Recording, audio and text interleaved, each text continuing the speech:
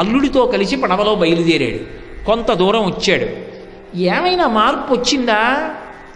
ఇతని భార్యలో వచ్చింది, ఇతనిలో వచ్చిందా ఏమైనా? ఒక్కసారి చూడాలనుకున్నాడు పరమాత్మ. సన్యాసి వేషంలో వచ్చాడు. ఏమి సత్యనారాయణుడిగా రాకూడదా? సత్యనారాయణుడిగా వస్తే కాళ్ళ మీద పడిపోతాడు. అందుకని గుర్తు తెచ్చుకుంటున్నాడు, నేను వ్రతం చేయలేదు, ఇన్ని కష్టాలు పడుతున్నానంటున్నాడు. తత్ప్రాయశ్చిత్తం కోసం వస్తూ దేవాలయాలు చూస్తున్నాడు, అక్కడక్కడ దానాలు చేస్తున్నాడు, బయలుదేరి వస్తున్నాడు. సత్యనారాయణ స్వామికి ఒక సన్యాసి రూపంలో కనబడ్డారు. ఈ లోకంలో అందరికన్నా నమ్మవలసిన వ్యక్తి ఎవరంటే సన్యాసి. ఎందుకని? అన్నీ వదిలిపెట్టేశాడు. త్యాగే నైకే అమృతత్వమానసు కాషాయ దండమాత్రేణ యతి పూజ్యో రసంశయ. కాషాయం కట్టుకుని చేతిలో దండం పట్టుకున్నాడు అంటే ఆయన సర్వకాలముల యందు పూజనీయుడే. ఆయన గురించి నువ్వు నమస్కారం చెయ్యడం వినా అన్యథా ఆలోచించవలసిన అవసరము లేదు. కాబట్టి కాషాయ దండమాత్రేణ యతి పూజ్యో న సంశయ. అటువంటి సన్యాసి కనబడితే నమస్కారం చేయడానికి ఏమిటి ఇబ్బంది? ఆ సన్యాసి వచ్చి ఒక ప్రశ్న వేశాడు, ఏమున్నాయి పడవలో అని అడిగాడు. ఎండుటాకులు అలవలు అన్నాడు. ఎందుకని? చెప్పేస్తే అడుగుతాడేమో అని భయం, అడిగితే ఇవ్వకపోతే పాపం వస్తుందేమో అని భయం. అబద్ధం చెప్పేస్తే పోలా? సన్యాసి అంటే అన్నీ విడిచిపెట్టి ఆయన కూర్చుంటాడు. అన్నీ ఉన్నవాడు శాంతి కోసం ఆయన దగ్గరికి వెళ్తాడు. అలాంటి ఆయనతో అబద్ధం ఎందుకు? అబద్ధం ఆడాడు. వాక్యమే చాలు, నోటి వాక్కుతో చరిత్ర మార్చగలడు ఆయన. కాబట్టి ఆయన అన్నాడు, నువ్వేమన్నావో అదే సత్యమగుగాక, నేను కొత్తగా ఏమీ అన్నావు. కాబట్టి అందులో ఆకులు అలవలు, పడవ పైకి తేలిపోయి. ఇప్పుడు మూర్ఛపోయాడు వెంటనే సాధువు. ఐశ్వర్యం పోయిందనేటప్పటికీ మూర్ఛపోయాడు. కావాలంటే మీరు కథ చదవండి. ఇప్పుడు నేను మళ్ళీ ఆ శ్లోకాలన్నీ ఎక్కడ చెప్పనని చెప్పి వదిలేస్తున్నాను. ఇప్పుడు మూర్ఛపోయి పైకి లేచాడు. పైకి లేచి, అయ్య బాబోయ్ ఐశ్వర్యం అంతా పోయింది ఎలాగన్నాడు. అల్లుడు అన్నాడు, ఎవరి వల్ల పోయింది? నువ్వు సన్యాసికి చెప్పిన అబద్ధం వల్ల కదూ. ఆ సన్యాసి వాక్కు వల్ల పోయింది. ఆయన ఎక్కడున్నాడు? అదిగో అక్కడే చెట్టు కింద కూర్చున్నాడు. మూర్ఛపోవడం ఏడవడం ఎందుకు? బయలుదేరు, ఇద్దరం పెడదాం, కాళ్ళ మీద పెడదాం, నమస్కారం చేద్దాం, చెంపలు వేసుకుందాం, తప్పు ఒప్పుకుందాం, అనుగ్రహిస్తాడు. ఇది బుద్ధి. బుద్ధిమంతుణ్ణి తీసుకురండి అన్నారే. ఎవరి యందు ఎలా ప్రవర్తించాలో అల్లుడికి తెలిసినట్టు నిజంగా మామగారికి తెలియదు. చిన్నవాడైనా బుద్ధి కలిగినవాడు. ఇంకా వాడికి పేరుతో అవసరం ఏమిటి అసలు? అందుకే పేరు చెప్పలేదు. కాబట్టి ఇప్పుడు అల్లుడు చెప్పిన మాట విన్నాడు. కనీసం ఇద్దరూ కలిసి వెళ్ళారు. సన్యాసికి నమస్కరించారు. తప్పు అయిపోయింది అన్నాడు, క్షమించమన్నాడు. నువ్వు ఏది ఇంతకుముందు ఉందో పడవలో అదే ఉంది పో అన్నాడు. అదే ఉంది ఇప్పుడు, మళ్ళీ ఐశ్వర్యం ఉంది. సంతోషించాడు. అమ్మ బాబోయ్, ఇంటికి వెళ్ళగానే సత్యనారాయణ వ్రతం చేస్తానన్నాడు. గబగబా బయలుదేరాడు. సంతోషంతో బయలుదేరి ఒడ్డు దాకా వచ్చేశాడు. అయిపోయింది అధ్యాయం. ఇప్పుడు అక్కడ లీలావతి తన కూతురుతో కలిసి వ్రతం పూర్తి చేసింది. ఆమె ప్రసాదం పుచ్చుకుంది. కూతురు ఇంకా ప్రసాదం ఒక్కటే పుచ్చుకోలేదు, పుచ్చుకోవాలి. కానీ పడవ వచ్చేసింది, తన భర్త వచ్చాడు, తండ్రి గారు వచ్చారన్న వార్త వచ్చింది. గబగబా పూజ పూర్తి చేసేసి నమస్కారం పెట్టేసి తల్లి ప్రసాదం నోట్లో వేసుకుంది. కూతురు మాత్రం ప్రసాదం నోట్లో వేసుకోకుండా తల్లి కూతురు పరుగున నదీ తీరానికి వచ్చారు. భర్తని చూడాలన్న తాపత్రయం. షావుకారు దిగిపోయాడు కిందకి. పడవ దిగిపోయాడు, ఒడ్డుకు వచ్చేసాడు. కానీ అల్లుడు గారితో ఉన్నటువంటి పడవ మాత్రం నదిలో మునిగిపోయింది. అందరూ చూస్తుండగా అకస్మాత్తుగా మునిగిపోయింది. అందులో అల్లుడు తేలిపోయాడు. ఆ మునిగిపోతే ఆ పాదుకలు తీసుకుని ఆ కూతురు, అంటే ఆ షావుకారు కూతురు తల మీద పెట్టుకుని, ఆమె పాతివ్రత్యం, ఆమెకి భర్త మీద ఉన్నటువంటి గౌరవం అటువంటిది. సహగమనం చేస్తాను, నేను నీళ్లలోకి వెళ్ళిపోతానని సిద్ధపడుతోంది. వెంటనే అశరీరవాణి వినపడింది. అశరీరవాణి అంటే ఆకాశంలోంచి వినపడింది అని.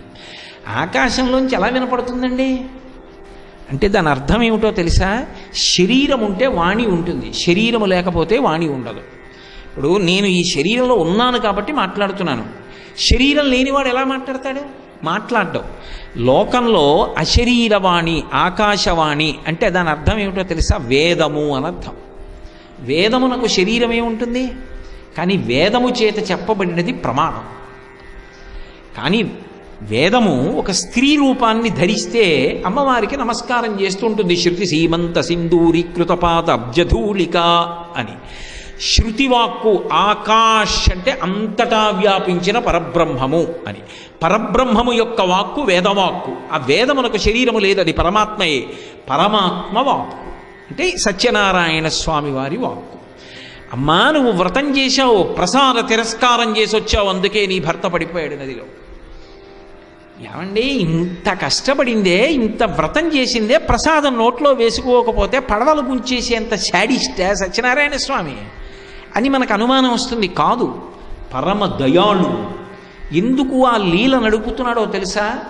ప్రసాదమునకు మారు పేరేమి అంటే అనుగ్రహము. పులిహార పళ్ళెం బట్ట కప్పి లోపలికి తీసుకెడితే పులిహార, ఈశ్వరుడికి చూపించి పట్టుకొస్తే ప్రసాదం. ప్రసాదమునకు మారు పేరు అనుగ్రహము.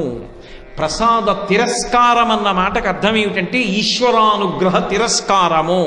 మాకు అక్కర్లేదు నీ అనుగ్రహం అని. ఈశ్వరానుగ్రహం అక్కర్లేదన్న వాడికి వాడు ఏది అడిగాడో అది దొరకదు. కాబట్టి ఇప్పుడు ఆమె ప్రసాద తిరస్కారం చేసింది, తెలిసో తెలియకో వదిలేసింది, అంటే అనుగ్రహాన్ని వదిలేసుకుంది. కాబట్టి దుఃఖమునకు కారణమైంది. కాబట్టి ఇప్పుడు పరుగు పరుగున వెళ్ళింది. వెళ్ళి గబగబా కళ్ళకద్దుకొని ప్రసాదం నోట్లో వేసుకుని మళ్ళీ వచ్చింది. మునిగిపోయిందనుకున్న పడవ అకస్మాత్తుగా పైకి తేలింది. అల్లుడు గారు పైకి తేలారు, చెయ్యి ఇచ్చారు, కిందకి దింపారు, సత్యనారాయణ వ్రతం చేశారు. తదనంతర కాలమునందు ఎప్పుడూ చక్కగా వ్రతం చేస్తూనే ఉన్నారు. ఇహమునందు పరమునందు సంతోషంగా కాలాన్ని గడిపారు. అంటే ఇది నిజానికి జరిగిపోయిన ఒక కథ. కథని చెప్తూ, కథ అబద్ధం అనకూడదు సుమండి, కథ చెప్తూ అనేకమైనటువంటి మన జీవితమునందు సమన్వయం చేసుకుని మనం లబ్ధి పొందవలసినటువంటి విషయములను ప్రతిపాదన చేయడం జరుగుతోందా? నేను ఇంకా కొన్ని విషయాలే ప్రస్తావన చేస్తున్నాను. ఒక్కొక్క విషయంలో ఒక్కొక్క శ్లోకంలో ఉన్న అంతరార్థం, అందులో ఉన్నటువంటి వేదప్రోక్తమైన రహస్యముల గురించి మాట్లాడితే ఎన్నాళ్ళు పడుతుంది ఆ కథలో ఉన్న విశేషార్థాల గురించి. అన్ని విషయాలు ప్రతిపాదించారు. చిట్ట చివరి కథకు వచ్చేటప్పటికి తుంగధ్వజుడు అని ఒక రాజు. ఆయన ఒకానొకప్పుడు అరణ్యంలోకి వెళ్ళాడు, ఏదో వేటాడాడు, వెళ్ళిపోతున్నాడు. మారేడు చెట్టు కింద కూర్చుని గొల్ల పిల్లలు వ్రతం చేశారు. మారేడు చెట్టు కింది భాగము అంటే అది లక్ష్మీదేవి యొక్క స్థానం. ఆ తల్లి వనస్పత్యైర్భవైర్దివ్యై అని ఆవిడ అక్కడ లక్ష్మీదేవి తపస్సు చేసి మారేడు చెట్టుని సృజించింది. అది పరమ పవిత్రమైన ప్రదేశం. అటువంటి నీడలో వాళ్ళు వ్రతం చేశారు. వాళ్ళ యొక్క అధికారమేమి అని అడగడానికి నేనెవరు, రాజెవరు? అందరూ చెయ్యొచ్చని ఆయన చెప్పాడు. ఆయన చెప్పింది ప్రమాణం. కానీ ఈయనకి ఒక తక్కువ బుద్ధి వచ్చింది. నేను మహారాజుని, వాళ్ళు గొల్ల పిల్లలు. వాళ్ళు వ్రతం చేయడం ఏమిటి, నేను చూడడం ఏమిటి, చూడడం మానేశాడు. వాళ్ళు రాజుగారు వస్తున్నారని సంతోషించారు. రాజుగారు వస్తే ఎందుకు సంతోషించాలి? ఓ గొప్ప ఆయన వచ్చాడని సంతోషించడం కాదు. నా విష్ణు పృథివీపతి, విష్ణువాంశ లేనివాడు పృథివీపతి కాడు. కాబట్టి విష్ణు వచ్చాడు, అది వాళ్ళ గొప్ప బుద్ధి. వాళ్ళు సంతోషించారు. ఈయన చిన్న బుద్ధి, గొల్ల పిల్లల వ్రతం నాకెందుకు, వదిలి దూరంగా వెళ్ళి చెట్టు కింద కూర్చున్నాడు. వీళ్ళు మాత్రం ప్రసాదం ముందు తాము తినకుండా పాపం రాజుకిచ్చి తాము తిన్నారు. రాజు అక్కడ వదిలిపెట్టి వెళ్ళిపోయాడు. గొల్ల పిల్లలు అరణ్యంలో చేసుకున్న ప్రసాదం నేను తిన్నా, నాకొద్దు, వదిలేశాడు. ఆయన ఏం చూస్తున్నాడు? గోధున్నూక చూస్తున్నాడు, ప్రసాదం చూస్తున్న గోధున్నూక, అందులో ఉన్నటువంటి బెల్లం, అందులో ఉన్న నెయ్యి, మారేడు చెట్టు, అరణ్యం, గొల్ల పిల్లలు చూస్తున్నాడు తప్ప ఎవడు చేసినా భక్తికి ఈశ్వరానుగ్రహం అందులో ప్రవేశించిందని తెలుసుకోలేకపోయాడు. వదిలి వెళ్ళాడు. ఎప్పుడైతే ఈశ్వరానుగ్రహాన్ని వదిలేశాడో ఓడలు బళ్ళవడం ఎంతసేపు అండి? 100 పుత్రులు నశించిపోయారు, రాజ్యం పోయింది. ఇంత చమత్కారంగా ఎలా జరిగింది ఆలోచించాడు. బుద్ధిమంతుడు కనుక దోషాన్ని తెలుసుకున్నాడు. తుంగ గడ్డిపోచ చూడండి, ప్రవాహం వచ్చినప్పుడు కొట్టుకుపోయినట్టుగా వంగిపోతుంది, కానీ ఆ తర్వాత మళ్ళీ లేచి నిలబడుతుంది. బుద్ధి మళ్ళీ అంకురించి తుంగధ్వజుడు. అందుకే మళ్ళీ ఆలోచించాడు. ఓ, నీ చేసిన దోషం ఉంది. మళ్ళీ అడవిలోకి వచ్చేసాడు. వచ్చేసి గొల్లపిల్లలను అడిగి మళ్ళీ ప్రసాదం తీసుకుని కళ్ళకద్దుకుని నోట్లో వేసుకుని క్షమాపణ చెప్పాడు ఈశ్వరుడికి. మళ్ళీ వెళ్ళాడు. ఆయన అనుగ్రహం కలిగితే ఎంతసేపు అండి? చచ్చిపోయినట్టు పడిపోయిన వాళ్ళు లేచి కూర్చున్నారు. 100 పిల్లలు చటుక్కున లేచారు. అలా ఉంటుందా అండి అని అనుకోకండి. ఒకప్పుడు శృంగేరిలో ఒక ఆవిడ వద్దు వద్దు అని భర్త చెప్తున్నా వినకుండా నేను సాయంకాలం జరిగే చంద్రమౌళీశ్వరారాధన చేస్తానని చంద్రశేఖర భారతీ స్వామి వారు ఉన్నటువంటి రోజులలో పీఠానికి వెళ్ళింది. సాయంకాలం 6:30, 7 అవుతోంది. ఇంకా వెళ్ళాలి, తుంగానది దాటి అభిషేకం జరుగుతున్న ప్రదేశం చూడడానికి వెళ్ళాలి. ఈలోగా ఆ పిల్లవాడికి అకస్మాత్తుగా అనారోగ్యం వచ్చి వాడు కళ్ళు తేలేసేసి నీలంగా అయిపోయి కదలడం మానేశాడు. ఈ వచ్చిన అమ్మలక్కలు అన్నారు, మేము అభిషేకం చూడడానికి వచ్చాం, యువతల వైపు పెద్ద జనసంచారం ఉండేది కాదు అప్పుడు, అవతల వైపు అభిషేకానికి జనం వస్తారు, అక్కడికి వెళ్ళి ఎవరినన్నా పంపిస్తాను లేని వాళ్ళు వెళ్ళిపోయారు. ఒక్కతే పిల్లవాడు నీలంగా అయిపోయాడు, కదలిక లేదు, ఒళ్ళు చల్లబడిపోయింది. ఆమెకి భర్త గుర్తొచ్చాడు. వద్దు వద్దంటే వెళ్ళావు, చూసావా పిల్లాన్ని శవంగా తీసుకొచ్చామని ఏమంటాడో అని, కొడుకు పోయాడని ఒక బెంగ, గుండెలు బాదుకుని ఏడుస్తోంది. ఇలా తలెత్తి చూసింది, గోడ మీద చంద్రశేఖర భారతీ స్వామివారి మూర్తి కనపడింది. ఆవిడ వెంటనే స్వామివారి వంక చూసి, స్వామి భర్త మాట కాదని నీ దగ్గరికి వచ్చాను, స్వామి అభిషేకం చూడాలని వచ్చాను, కొడుకు వెళ్ళిపోయాడు, నన్ను అనుగ్రహించి బ్రతికించండి అంది. అని ఏడుస్తూ ఆ పటం వంక చూసి ఇలా చూసింది. పిల్లవాడు చిరునవ్వులు నవ్వుతూ చేతులు కాళ్ళు కదుపుతూ ఆడుకుంటున్నాడు. పిల్లాన్ని భుజం మీద వేసుకుని తుంగానది దాటి పరిగెత్తింది అభిషేకం చూడడానికి. అప్పటికి అభిషేకం అయిపోయి చంద్రశేఖర భారతీ స్వామి మెట్లెక్కి వెళ్ళిపోతున్నారు గురునివాసులోకి. ఈవిడ పరుగు పరుగున లోపలికి వచ్చింది. ఒక్కసారి ఆగిటి తిరిగారు. తిరిగి ఆవిడ వంక చూసి అన్నారు, ఇంకెప్పుడూ భర్త వద్దన్న పని చేయకు అని వెళ్ళిపోయారు. మహాత్ములకు చెప్పాలా, ఫోటోని చూసి ఏడ్చింది, కానీ ఆయనకి అందింది, అనుగ్రహించారు. ఇటువంటి తప్పు చేయకని చెప్పి వెళ్ళిపోయారు. భర్త మాట విను అని చెప్పి వెళ్ళిపోయారు, అంతే. పరమేశ్వరుడు తలుచుకుంటే ఎంతసేపు అండి, 100 వెళ్ళిపోయారనుకున్న కొడుకులు మళ్ళీ బతికారు, రాజ్యం వచ్చింది. మళ్ళీ ప్రసాదం గురించే మాట్లాడారు. దాని అర్థం ఏమిటో తెలుసా? మనస్సు అనేటటువంటిది కానీ బుద్ధి అనేటటువంటివి కానీ మీరు ఎక్స్రే తీసి చూస్తానంటే, స్కానింగ్ చేస్తానంటే దొరకవు. అవి సూక్ష్మ శరీరం అంటారు. మనసు సంకల్ప వికల్ప సంఘాతం. అది ఎప్పుడు ఏవో సంకల్పాలు చేస్తూ ఉంటుంది, వదిలేస్తూ ఉంటుంది. బుద్ధి నిర్ణయం చేస్తుంది. ఈ రెండిటి వల్లే మనిషి జీవితం ఆధారపడి ఉంటుంది. మన ఏవ మనుష్యాణం కారణం బంధమోక్షయోహో. ఆ మనసు వలననే మనిషి తరించినా పాడైపోయినా. అటువంటి మనసులో ఉత్తమ సంకల్పాలు వచ్చాయనుకోండి, ఉత్తమ కర్మలు చేస్తాడు. బుద్ధి పరిపుష్టమైందనుకోండి, మంచి నిర్ణయాలు చేస్తుంది. అందుకే మనం ఏ పని చెయ్యండి, చిట్ట చివర ఏ మంత్రంతో పూర్తి చేస్తామంటే ప్రచోదయాత్ అని గాయత్రితో పూర్తి చేస్తాం. అంటే ఈ చేసిన పని వలన మా బుద్ధులు దైవము వలన ప్రేరేపింపబడుగాక, మంచి ఆలోచనలు వచ్చుగాక. ఎలా వస్తాయి అంటే, మనం ఈశ్వరుడికి ఏది నివేదన చేశామో అదే ప్రసాదంగా తింటాం. తిన్నప్పుడు అది లోపలికెడుతుంది. లోపలికి వెళ్ళి అందులో ఉన్నటువంటి 6వ భాగము మనసుగా బుద్ధిగా మారుతుంది. మారి ఇప్పటి వరకు నీ సమస్యకి పరిష్కారం నీ బుద్ధికి తట్టనది తడుతుంది. ఆ బుద్ధికి పరిష్కారము తట్టగానే ఆ మార్గంలో వెడతావు. సమస్య విడిపోయి పరిష్కారం లభించి ప్రశాంతత పొందుతావు. నాకు ప్రసాదం వద్దు, అనుగ్రహం వద్దు, బుద్ధికి ప్రచోదనం ఉండదు కాబట్టి సుఖపడలేవు. కాబట్టి ప్రసాద తిరస్కారము చేయవద్దు. నువ్వు ఎక్కడ ఉన్నా ప్రసాదము నీకు లభించగానే కళ్ళకద్దుకొని నోట్లో వేసుకోవడం అలవాటు చేసుకో. ప్రసాదం అంటే కేవలము భౌతిక పదార్థము కాదు, అది ఈశ్వరానుగ్రహం అని గుర్తెరిగి ఉండు. అందుకే మన దేశంలో అంత ప్రఖ్యాతి ప్రసాదానికి. ఎక్కడికి వెళ్ళనివ్వండి, పట్టుకొచ్చి ప్రసాదం ఇస్తే కళ్ళకద్దుకుని వెంటనే నోట్లో వేసుకుంటారు. ఎక్కడ పడితే అక్కడ ప్రసాదాలు ఇవ్వకూడదు. ప్రసాద తిరస్కారము జరుగుతుందన్న అనుమానం ఉన్న చోట ప్రసాదం ఇవ్వడము ఈశ్వరుని యొక్క అనుగ్రహమునకు కళంకమే. వెంటనే ఆస్తిక్య బుద్ధితో సంతోషంగా అందుకుని కళ్ళకద్దుకుని నోట్లో వేసుకుని ఉన్నటువంటి వాళ్ళు ఉన్న ప్రదేశముల యందు మాత్రమే ప్రసాదాన్ని పంపిణీ చెయ్యాలి. తప్ప చెప్పులు వేసుకుని ప్రసాదం పుచ్చుకోవడం, చెప్పులు రక్షిస్తాయా? నాతో వచ్చాయా, నాతో వెళ్ళిపోతాయా చెప్పులు? చెప్పులు కాదు ప్రధానం, నీ బ్రతుకు ప్రధానం. కాబట్టి చెప్పులు విప్పి ప్రసాదాన్ని కళ్ళకద్దుకుని నోట్లో వేసుకోవాలి. ఎక్కడ ఎలా ఉండాలో అలా ఉండడం నేర్చుకుంటేనే అభ్యున్నతి. కాబట్టి ప్రసాదం విషయంలో వేరొకసారి ఈశ్వరుడు పూనికతో చెప్పినటువంటి మాట, బహుశః ప్రసాద తిరస్కారము జరిగేటటువంటి రోజులు ఈ దేశమునందు రాకుండుగాక అని నిర్దేశించడానికే భగవంతుడు 2 మాటలు దాని వైభవాన్ని చెప్పడానికి సత్యనారాయణ వ్రత కథలో ఈ విషయాల్ని తీసుకొచ్చాడేమో. ఇన్ని విషయములను లోపల గుదిగుచ్చి అద్భుతంగా అందించినటువంటి కథ సత్యనారాయణ స్వామి వారి యొక్క వ్రత కథ. ఇప్పుడు మీకు ఈ కథలో నేను విహంగ వీక్షణంగా శ్లోకాల జోలికి కూడా వెళ్లకుండా కొన్ని విషయాల్ని మాత్రమే స్పృశించాను.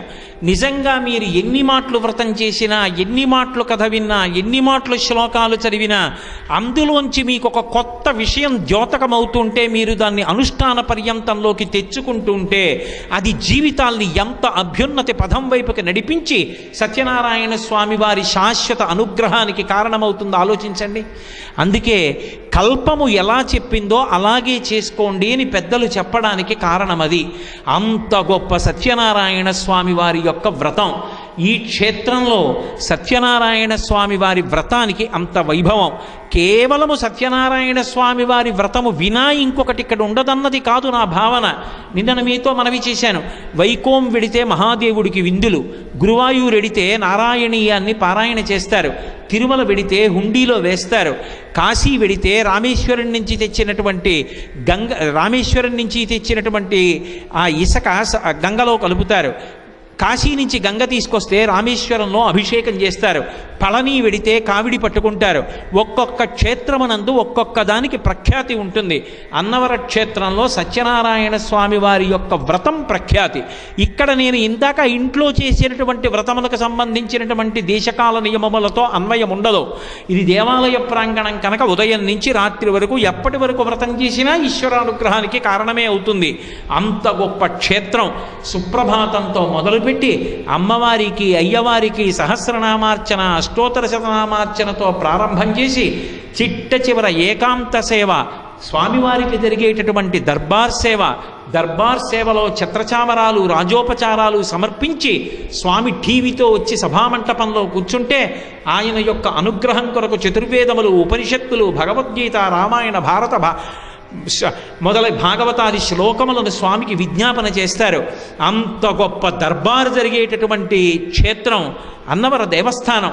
చక్కగా అందరూ వచ్చి దర్బారులో కూర్చుని చూడొచ్చు. ఇదిగో ఇదే సమయంలో దర్బారు ప్రారంభం అవుతుంటుంది ప్రతిరోజు. ఇవాళ ప్రవచనం అయిన తర్వాత దర్బారు మొదలు పెడతారు అని ఇందాక ఎవరో నాతో అన్నారు. కాబట్టి అటువంటి దర్బారు జరుగుతుంది. ఇదే కాదు, ఎన్ని ఉత్సవాలు. నేనొక్క మాట చెప్తాను, ఇది నా గుండె లోతులలోంచి చెప్తున్న మాట. కేవలం ఇవాళ అన్వర క్షేత్రానికి వచ్చి ప్రవచనం చేస్తున్నాను కాబట్టి చెప్తున్న మాట కాదు.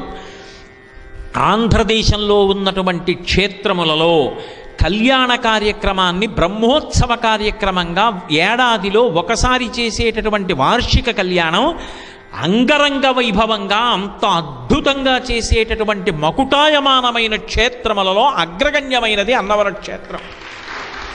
స్మార్త ఆగమన్ రీత్యా అంత అద్భుతమైనటువంటి కళ్యాణం చేస్తారు. వైశాఖ మాసంలో వచ్చేటటువంటి శుక్లపక్ష దశమి నాడు ప్రారంభమవుతుంది.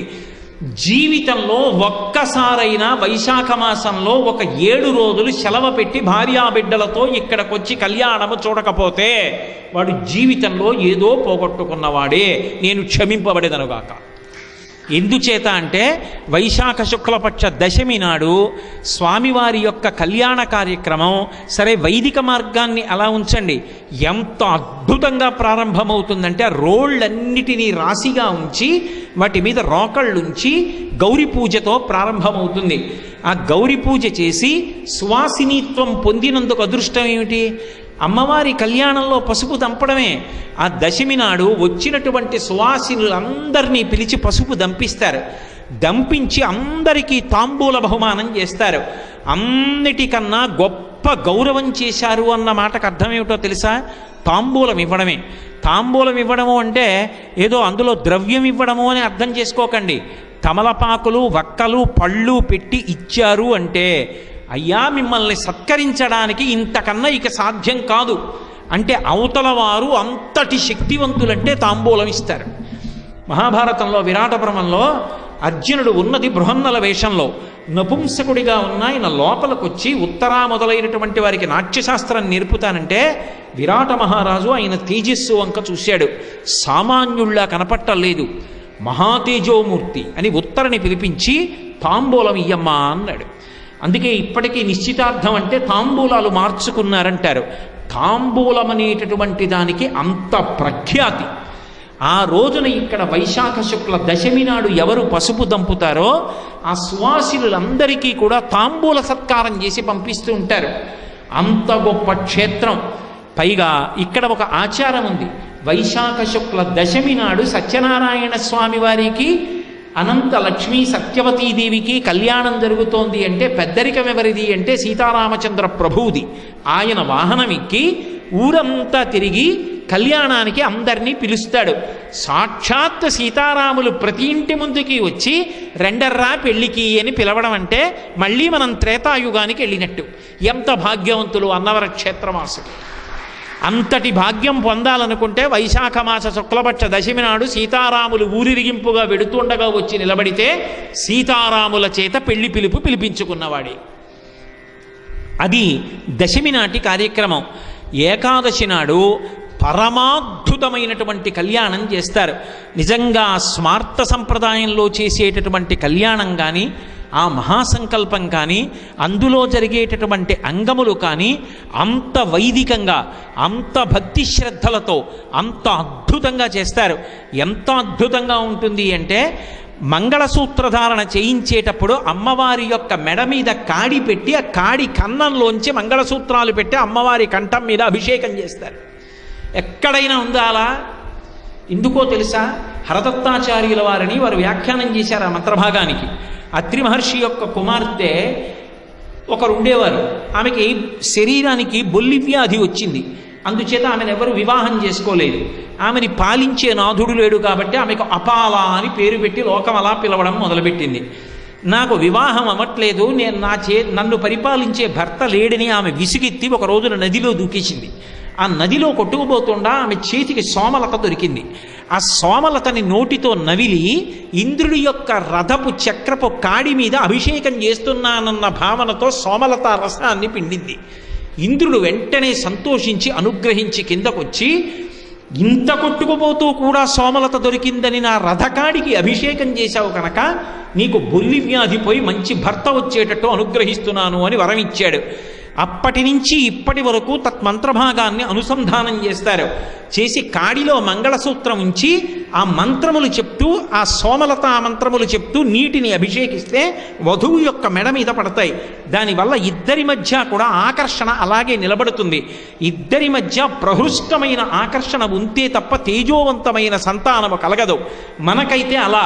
మరి అమ్మవారికి ఎందుకు కళ్యాణంలో అంటే మనందరం కూడా అంత సంతోషంతో ఎక్కడ విడాకులన్న మాట లేకుండా బిడ్డ పాపలతో పసుపు కుంకాలతో అందరూ సంతోషంగా ఉండాలని కళ్యాణ క్రతువులో కాడిలో మంగళసూత్రములుంచి అభిషేకం చేసి కళ్యాణం చేసేటటువంటి పరమాద్భుతమైన క్షేత్రము అన్నవర దేవస్థానం. ఏకాదశి నాడు అంత గొప్ప కళ్యాణం జరుగుతుంది. ద్వాదశి నాడు ఒక విశేషం. రావణ వాహనం మీద స్వామివారు ఊరిరిగింపు చేస్తారు. ఊరేగింపు కాదు, ఊరిరిగింపు. మనం ఎటు రాం, ఆయనే వస్తాడు. స్వామి ఇది కోటేశ్వరరావు ఇల్లు, వీడు ఎప్పుడు రాడు, అహం మేడ మీద మేడ వేసాడు కదూ అలా ఉంటాడు అంటే స్వామివారే వచ్చి లోపలికి తొంగి చూస్తారు. అప్పుడు నేనేదో టీవీ చూస్తూ ఉంటాను, రాను. మా ఆవిడ్ని పిలిచి స్వామివారు వచ్చారు పట్టుకెళ్ళవే, కనీసం లేచి కూడా నిలబడను. అదేదో బెల్లంగడ్డ ఇన్ని బియ్యం ఓ కర్పూరం బిళ్ళ పట్టుకొస్తుంది. అదే సంతోషంగా పుచ్చుకొని హారతి పుచ్చుకొని ఆయనే తొంగి చూసి ఇంకో అంతస్తు కూడా వచ్చే ఏడాదికి అని చెప్పి ఆశీర్వచనం చేసి వెళ్ళిపోతాడు. ఊరిరిగింపు, ఊరేగింపు కాదు, ఊరిరిగింపుగా వస్తాడు. రావణ వాహనం మీద వస్తాడు. ఆ రావణ వాహనం ఆంధ్రదేశం మొత్తం మీద ఏ దేవాలయానికి లేనంత పెద్ద రావణ వాహనం ఉన్న దేవాలయం అన్నవర దేవస్థానం ఒక్కటే. స్వామి నారాయణుడు, కళ్యాణం అనంతలక్ష్మి సత్యవతీదేవితో కూడుకున్న సత్యనారాయణుడికి. ఎక్కుతున్న వాహనం రావణ వాహనం. తిరిగేది ద్వాదశి తిథి నాడు. త్రయోదశి వచ్చిందా సదస్యం జరుగుతుంది. అసలు నిజంగా సదస్యానికి అభినవ భువన విజయం అని పిలుస్తారు. అన్నవరంలో కొన్ని వందల మంది విద్వాంసులు వచ్చి ఆ సదస్యంలో సభ తీరుస్తారు. సభ తీర్చి ఆశీర్వచనాలు పలుకుతారు. అద్భుతమైనటువంటి పద్యాలు చదువుతారు. వాళ్ళందరినీ కూడా అప్పటి నుంచి ఇప్పటి వరకు ఆ ఇనుగంటి వంశీయులందరూ కూడా వచ్చి సత్కారాలు చేస్తూ ఉంటారు. అంత గొప్ప సదస్యం త్రయోదశి తిథి నాడు జరిగేటటువంటి క్షేత్రం ఈ క్షేత్రం. అలాగే త్రయోదశి తిథి నాడు ఒక విశేషం ఉంది. పొన్నవాహనం మీద తిరుగుతాడు స్వామి. పొన్నవాహనం అనేటప్పటికీ మనకందరికీ ఏం గుర్తొస్తుంది? శ్రీకృష్ణుని యొక్క బాల్యలీలలన్నీ గుర్తొస్తాయి. పొన్నవాహనం మీద ఊరిరిగింపు జరుగుతుంది. చతుర్దశి తిథి వచ్చింది అంటే ఆ రోజున స్వామి వనవిహారం చేస్తాడు. పరమోత్కృష్టంగా ఉంటుంది ఆ వనవిహారం. స్వామి వనవిహారం చేస్తూ ఉంటే, కొత్త దంపతులుగా ఉన్నప్పుడు ఆయనతో కలిసి వెడుతూ ఉంటే నిజంగా ఆ ఆనందం, ఆ సంతోషం చూసి తీరాలి. అసలు ఆ కళ్యాణోత్సవంలో జరిగేటటువంటి వసంతోత్సవం చూడాలి. మామూలుగా కాదు. అర్చక స్వాములు ఆ మూర్తుల్ని ఇలా పెట్టుకుని ఎగిరెగిరి గంతులేస్తూ నృత్యం చేస్తూ వాళ్ళు తిరిగేటటువంటి ఆ స్థితి, అందరూ వసంతంతో తడిసిపోయి వాళ్ళు పొందేటటువంటి ఆనందం అసలు పరమాద్భుతం. ఆ కళ్యాణ క్రతువు చతుర్దశి వనవిహారం, పౌర్ణమి తిథి నాడు చక్రస్నానం, త్రిశూల స్నానం జరుగుతాయి. ఈశాన్యం వైపు ఇంత పెద్ద పంపా సరోవరం ఉంది. దేవాలయానికి ఈశాన్యం వైపు ఇంత పెద్ద నీటి ప్రవాహం ఉన్నటువంటి అద్భుతమైనటువంటి క్షేత్రం. ఆ లోపల కర్రలతో వ్యవస్థ చేస్తారు. స్వామితో పాటుగా చక్రము త్రిశూలము వెడతాయి. ఆ స్నానం చేస్తున్నప్పుడు భక్తులందరూ కూడా స్నానం చేస్తారు.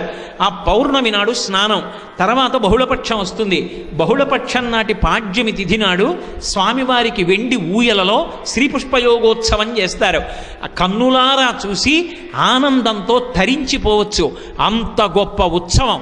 కళ్యాణం 7 రోజుల పాటు వార్షిక కళ్యాణం బ్రహ్మోత్సవంగా ఇంత అద్భుతంగా చేసేటటువంటి క్షేత్రం అన్నవర క్షేత్రం. ప్రతి వారు కూడా వైశాఖ మాసంలో జ్ఞాపకం పెట్టుకొని శుక్లపక్షంలో దశమి తిథి నుండి బహుళపక్షంలో పాడ్యమి తిథి వరకు వారం రోజుల పాటు పిల్లలకి పాఠశాలలుంటాయన్న బెంగ కూడా లేదు. అందరికీ సెలవులు. పిల్లపాపలతో బయలుదేరి వచ్చేసి వారం రోజులు హాయిగా కొండ మీద ఉండి 7 రోజులు స్వామివారి కళ్యాణంలో చక్కగా పాల్గొని దర్శించి పరమ ఆనందంతో ఇళ్ళకి వెళ్ళవచ్చు.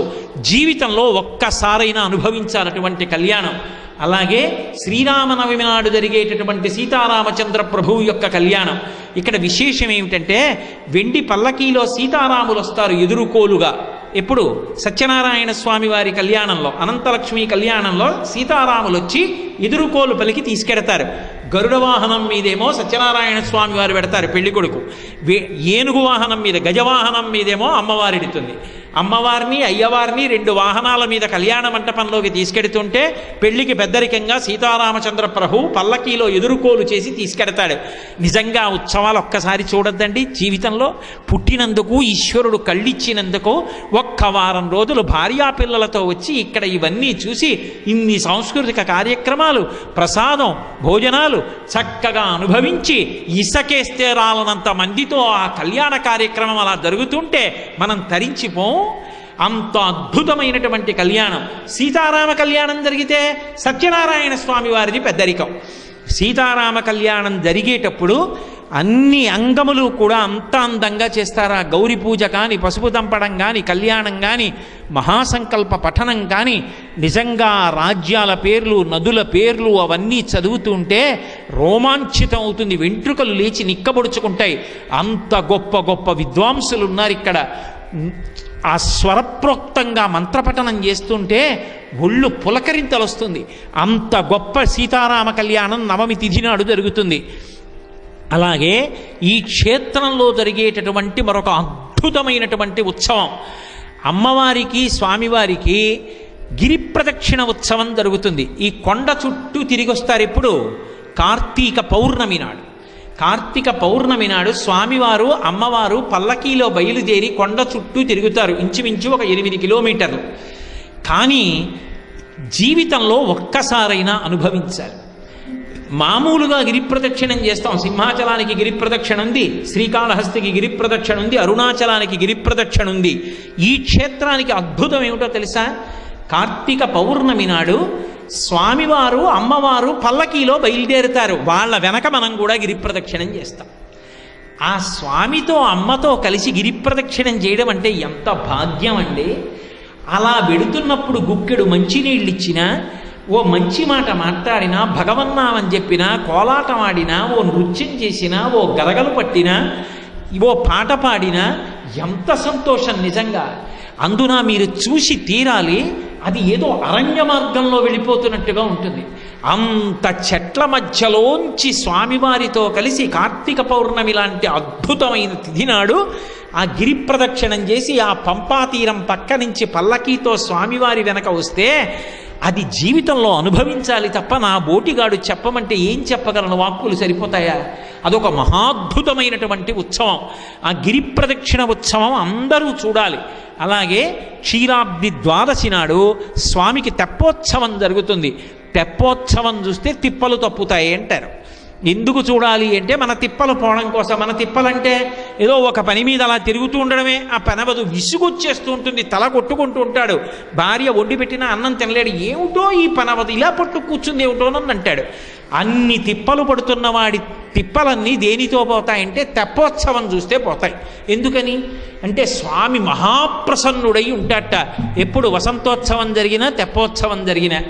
వసంతోత్సవంలో వసంతం ఆడుతున్నప్పుడు అంత సంతోషంగా ఉంటాడు. అందుకే కొత్తగా పెళ్ళైన దంపతుల్ని వసంతోత్సవానికి తీసుకెడతారు తిరుమల లాంటి క్షేత్రాల్లో.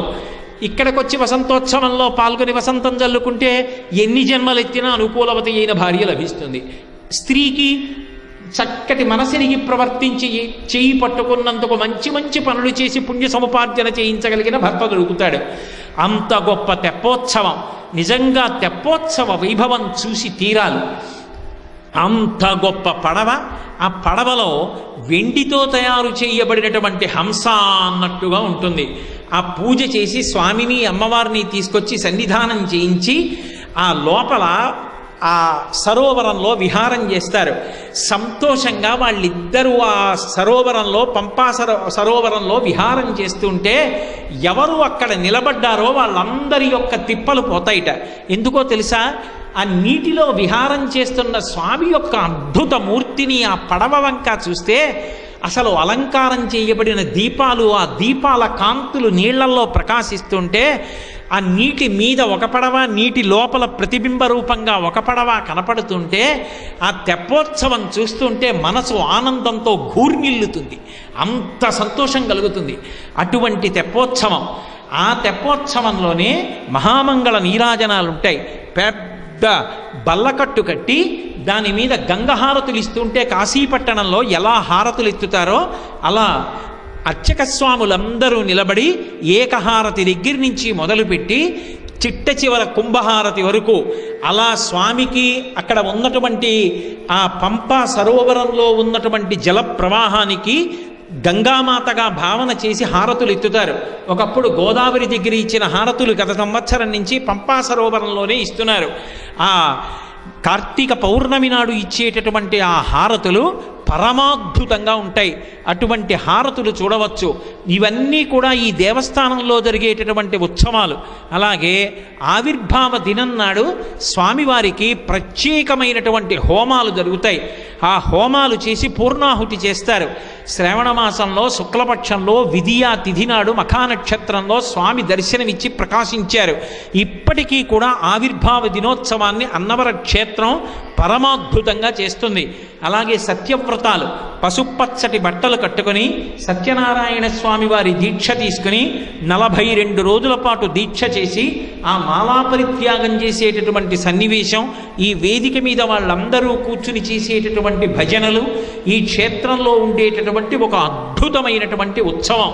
అలాగే ఇక్కడ ప్రతిరోజు విశేషమైనటువంటి అమ్మవారి ఆరాధన జరుగుతూ ఉంటుంది. శృంగగిరి పీఠం నుంచి శృంగగిరి పీఠాధిపతుల అనుగ్రహంతో శ్రీపాద సుబ్రహ్మణ్య శాస్త్రి గారు ప్రత్యేకంగా శ్రీచక్రాన్ని తీసుకొచ్చారు. ప్రతిరోజు కూడా పైన దేవాలయంలో ఆ శ్రీచక్రార్చన నవావరణార్చన రూపంలో అమ్మవారికి ఆరాధన జరుగుతుంది. శ్రీచక్రం ఎక్కడ అంత వైదికంగా ఆరాధింపబడుతుందో అక్కడ స్వామి తేజస్సు ద్విగుణీకృతంగా పెరిగిపోతుంటుంది. అందుకే అన్నవర క్షేత్రం సమస్త మంగళములకు ఆటపట్టై ఇక్కడికి వచ్చిన వాళ్ళందరినీ, స్మరించిన వాళ్ళని, తలిచిన వాళ్ళని, నమస్కరించిన వాళ్ళని, స్తోత్రం చేసిన వాళ్ళని అనుగ్రహిస్తోంది. అంత గొప్ప శ్రీచక్రార్చన 2 దుర్గాస్వరూపాల చేత కాపాడబడుతోంది. దుర్గా అంటేనే దకార, ఉకార, రకార, గకార, అకారములని 5 అక్షరములు కలిసి ఉంటాయి. భగవంతుని యొక్క నామములు నాకు పెట్టినట్టుగా పేర్లు కావు, అవి గౌణములు. గుణములు ప్రకాశిస్తే నామములు అవుతాయి. దుర్గా అంటే అంటే దైత్యనాశనం చేస్తుంది. ఉ అంటే విఘ్ననాశనం చేస్తుంది, రా అంటే రోగనాశనం చేస్తుంది, గ అంటే పాపనాశనం చేస్తుంది, ఆ అంటే శత్రునాశనం భయనాశనం కూడా చేస్తుంది. ఇన్నిటిని తొలగతోసి భయహారిణి అయి ఏ తల్లి అనుగ్రహిస్తుందో ఆమె దుర్గ. అటువంటి దుర్గాపరాదేవతయే లోపల శ్రీచక్రానికి అధిష్టాత్రిగా ఉంటుంది. ఆ బిందువు దగ్గర నుంచి చేసేటటువంటి ఆ నవావరణార్చన వలన ఎందరో దేవతలు ప్రీతి చెందుతారు. 19 ఆవరణలతో కూడుకుని ఎంతమంది దేవతలో అధివసించి ఉండేటటువంటి పరమాద్భుతమైనటువంటి త్రిపాద్విభూతి శ్రీమన్నారాయణ వైకుంఠనారాయణ మహాయంత్రం. అటువంటి యంత్రం యొక్క బిందుస్థానం మీద నారాయణమూర్తి అధివసించి ఉంటాడు. ఇన్ని ఉత్సవాలతో విరాజమానమై నిత్య కళ్యాణం పచ్చతోరణం. ఎన్ని వేల పెళ్ళిళ్ళు అన్నవరంలో పెళ్లి చేసుకుంటే ఎదర జీవితానికి ఏ ఇబ్బంది ఉండదనేటటువంటి పరిపూర్ణమైన విశ్వాసంతో జానిడి జోటు దొరికితే చాలు ప్రాంగణమంతా నిండిపోయి ఎంతమంది నూతన వధూవరులు గృహస్థాశ్రమంలో ప్రవేశించడానికి ఈ కొండ ఆలవాలమవుతోందో, ఎంతమంది వచ్చి ఈ కొండ మీద నిద్ర చేస్తారో, సుప్రభాతం నుంచి ఏకాంత సేవ వరకు దర్బార్ సేవ చూసి తరించిపోతుంటారో, వచ్చిన వారందరికీ కూడా అన్నపూర్ణమ్మ పెడుతోందా అన్నట్టుగా అన్నదానం చేసి అన్నదాన ప్రసాదాన్ని భక్తులకు అందచేస్తూ ఉంటారు. ఇటువంటి క్షేత్రం, ఇంత పరమాద్భుతమైన క్షేత్రం, నవవసంత శోభావిలసిత ప్రదేశంలా ప్రకృతి అందాలకు ఆటపట్టు. ఆ పైన నిలబడి చూస్తే ఆకుపచ్చని అంచుతో ఆకుపచ్చని చీర ఎర్రటి అంచుతో ఉన్నది భూకాంత కట్టుకుందా అన్నట్టుగా పచ్చటి పొలాలు, ఆ మధ్యలో ఏదో అనేక కాళ్లతో రోకలి బండ పాకి వెళ్ళిపోతోందా అన్నట్టుగా రైలు పట్టాల మించి వెళ్ళిపోతున్నటువంటి రైలు, దాని మీద ఎర్రటి రంగుతో ఉన్నటువంటి ఆ బస్సులు వెళ్ళిపోతుంటే ఎర్రంచున్న ఆకుపచ్చ బట్ట కట్టుకున్న భూదేవి దర్శనమిస్తోందా అన్నట్టుగా ఉంటుంది.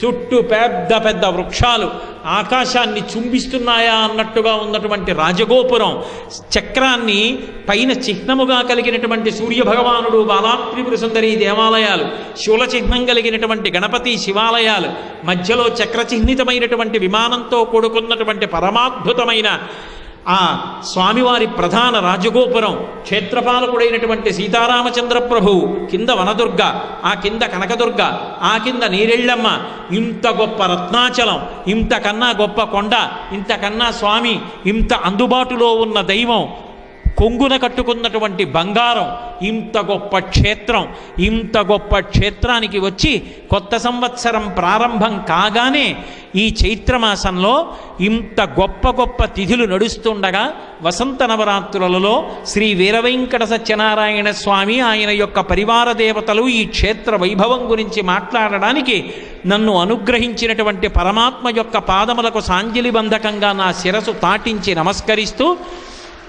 ఈ క్షేత్రాన్ని మనందరం కూడా కంకణం కట్టుకుని భక్తి ప్రపత్తులతో కాపాడుకుని వృద్ధిలోకి తెచ్చుకోవాలి. ఈశ్వరుడు అనుగ్రహించడం ఒకెత్తు, ఆ క్షేత్రాన్ని వాడుకుని చక్కగా రక్షణ చేసుకుని కాపాడుకుని కంటిని రెప్ప కాపాడినట్టు కాపాడుకుని అభ్యున్నతిని పొందడం ఒకెత్తు.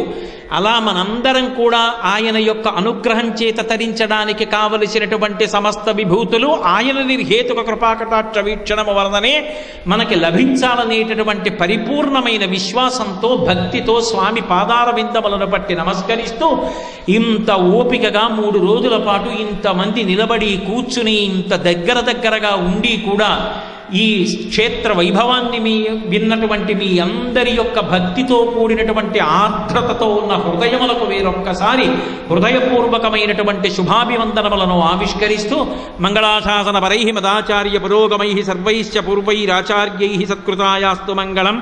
మంగళం కోసలేంద్రాయ మహనీయ గుణాత్మనే చక్రవర్తి తనూజాయ సర్వభౌమాయ మంగళం.